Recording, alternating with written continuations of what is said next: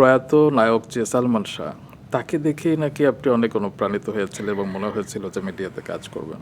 উনি আইকন না কার বলেন তো? আমাদের প্রত্যেকটা মানুষের জীবনে আমরা যারা ইন্ডাস্ট্রিতে কাজ করি বা ইন্ডাস্ট্রিতে কাজের বাইরে ওনার যারা শুভাকাঙ্ক্ষী ফ্যান ফলোয়ার্স আছেন, এখনও ওনার ছবি দেখলে মনে হয় যে আমি হয়তো ওনাকে এখন প্রেজেন্ট দেখছি, যে উনি যে নেই আমাদের মাঝখানে, এটা মনে হয় না। সময়ের চেয়ে গিয়েছিলেন। একদম রিমলেস চশমা পরছেন, লেন্স পরছেন, ব্যান্ডানা বাঁধছেন, টু সিটার গাড়ি চালাতেন উনি, আমার যতটুকু মনে আছে, ভুল যদি না বলে থাকি। তো আইকন ওয়ার্ডটাও আসলে ওনার জন্য ছোট।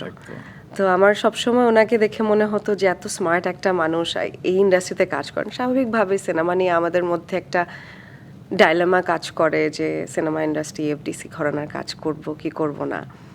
আমার কাছে মনে হচ্ছে ভালো ফ্যামিলির ছেলেমেয়েরা আসলে আসার যে ট্রেন্ডটা শুরু হয়েছে, ওই জার্নিটা আসলে উনি শুরু করে গিয়েছিলেন।